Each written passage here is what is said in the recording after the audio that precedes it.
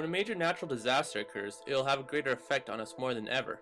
Our globalized form of economics relies heavily on functions conducted around the world. Whether it is an earthquake in Turkey or tsunamis in Japan, everyone will feel the pain of the blow. What brings us back together is economics in its simplest form. Supply and demand lie at the base of natural disaster economics. When the population is affected, things that they need such as food, water, flashlights, generators falls into a state of scarcity. This leaves us with a shortage. This is where price gouging comes to the rescue. Price gouging is the act of producers raising the prices of their product to consumers. Although this at first might seem like a diabolical act of greed, it actually acts on our supply and demand relationship in the long run, encouraging more investment and more products to move into the affected area, eventually bringing the prices back down and restoring the area to a suitable equilibrium. However, price gouging is not without its criticisms. Many people claim that with its raised prices, it benefits the rich more than the poor, who think that maybe perhaps a rationing system would be a better alternative. So we have two options, price gouging or rationing. But which one to enforce after a natural disaster? Confused? Well, let's look at Hurricane Katrina in regards to the natural disaster and the ensuing political disaster. George Bush and his administration was heavily criticized for their effectiveness in administrating a response plan to Katrina. Days after the catastrophe, deaths were still occurring due to thirst, exhaustion, and violence. So if the government couldn't do a good job themselves, why were they stopping others from helping? John Shepperson simply wanted to help by filling up a U-Haul truck with generators, driving from Kentucky to New Orleans and selling the generators. Well, he was arrested for price gouging. Price gouging illegal? Yes, in many states after a declared state of emergency, price gouging is illegal. Many people see price gouging in a negative way, including Peter Adams, our Liberal MP from Peterborough. He claims, to conclude with a paradox, if bureaucracies like the Bush administration can't succeed in getting scarce items to people in need, why are the rest of us disallowed to attempt the same thing?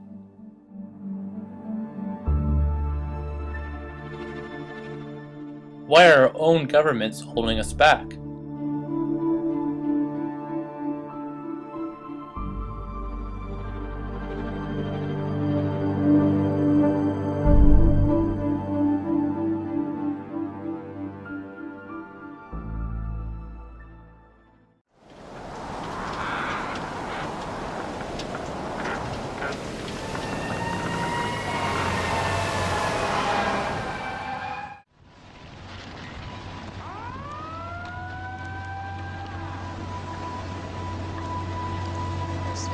As desperate as some of those survivors, at least the ones we saw waiting in the water, look as they looked up to the helicopter.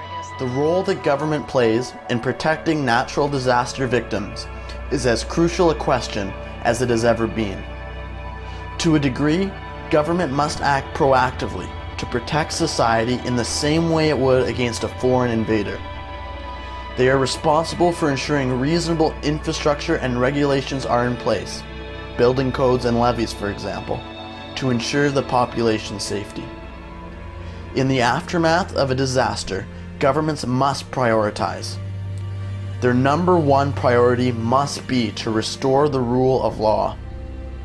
This is the first and foremost responsibility of government, and they must use assets, both military and non-military, to protect the safety of people and their property. Secondly, governments need to restore and exercise critical government services, such as search and rescue, utilities, and transportation. Even with the rule of law restored, without the latter government services, people's lives will remain threatened as they face continued hardship. Lastly, governments also have a limited role to play in dealing with the inflationary pressures that a disaster places on a region due to the shortages it creates in the supply chain. Regulation is not the answer, as it infringes upon individuals' own freedoms to conduct commerce. However, because these supply shortages are created due to damage to government infrastructure on which the market relied, the government shares a responsibility.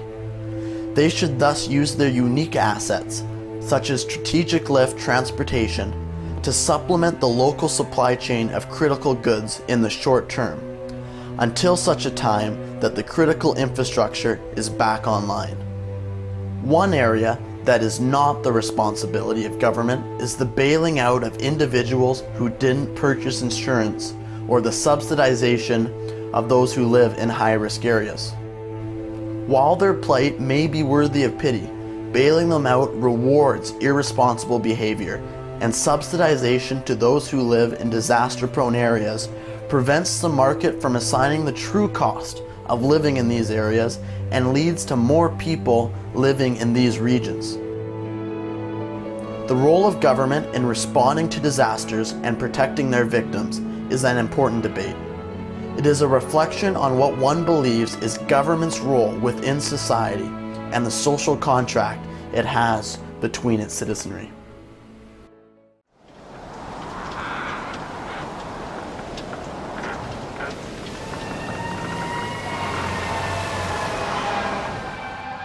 Quan Productions presents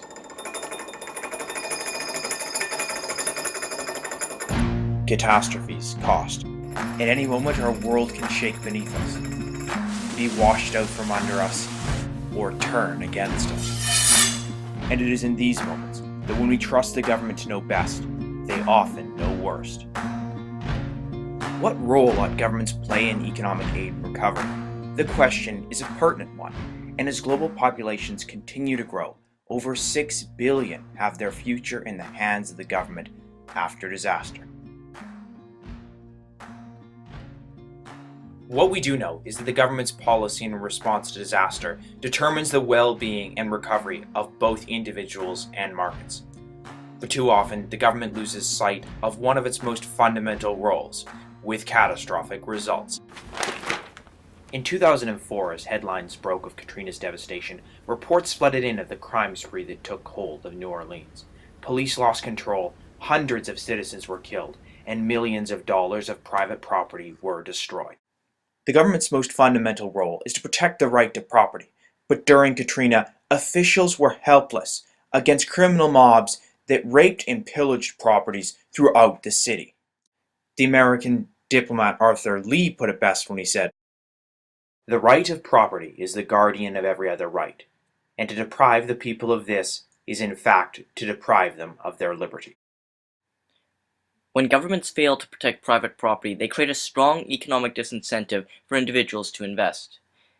If individuals and businesses cannot be assured that their investments will be protected, why then would they invest at all? Many business owners after Hurricane Katrina simply left because they thought the city was no longer a safe place to conduct business. Further north in the province of Manitoba, during the spring floods of 2011, officials diverted rising floodwaters to destroy over 100 residences. They did so without consulting the homeowners. In a free society, should those who knowingly build their homes on floodplains have their homes protected at the expense of those who choose to buy property well out of harm's way? The government would answer yes. We are all vulnerable to disaster. Even here on the west coast of Canada, experts say that a tsunami is inevitable. It is only a matter of time until the world will collapse around us. And government response jeopardizes our liberty, property, and security. You can run on for a long time, run on for a long time, run on for a long time. Sooner or later, gotta cut you down.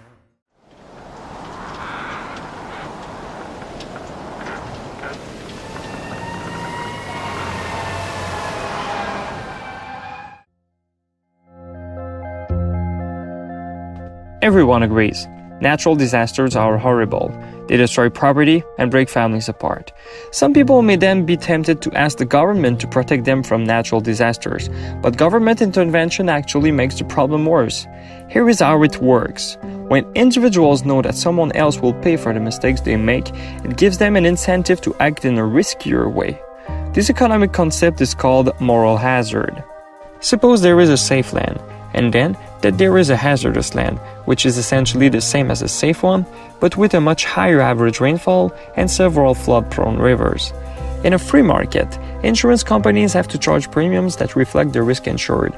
Basically, premium rates in risky zones will be higher than those charged in the average territory, and thus, in our case, flood insurance premiums for hazardous land will be higher than those of safe land. Governments often subsidize flood insurance. For example, in the United States, subsidized premium rates in 2010 were less than half of what they should have been if they were to cover the full risk of loss. Price control of insurance premiums is another type of economic intervention by the government that aggravates the situation. A price ceiling may be established with the intention of giving people fair rates, and so a premium rate above the arbitrary level set by the government will be deemed illegal. Governments then proceed to force insurers to take on risky clients at a controlled price. If a given insurer does not want to go bankrupt, it has no choice but to raise prices charged on the inhabitants of the safe zone in order to cover its costs. Taken together, those two measures create a moral hazard. Indeed, because premium rates are lower in the hazardous land, it becomes more attractive than without government intervention by decreasing the price of living. Because of both government interventions, residents of the safe land pay a portion of the hazardous land's insurance premium, either via their tax dollars or higher premiums, and this means that the residents of the safe land will pay for the damages of the hazardous one in case of a flood. Because the price of insurance is a good indicator of the risk of natural disasters, lower prices may also hide the fact that the residents of the hazardous land take more risk, therefore putting more people in danger. Ad hoc government intervention after the disaster also creates further problems down the road. Even an implicit guarantee that the government will bail an agent out if something turns out wrong creates a moral hazard. As with the previous examples, the consequence is the same. More people and property ends up in harm's way. What's the proper role for government, you ask? It is to get out of the way.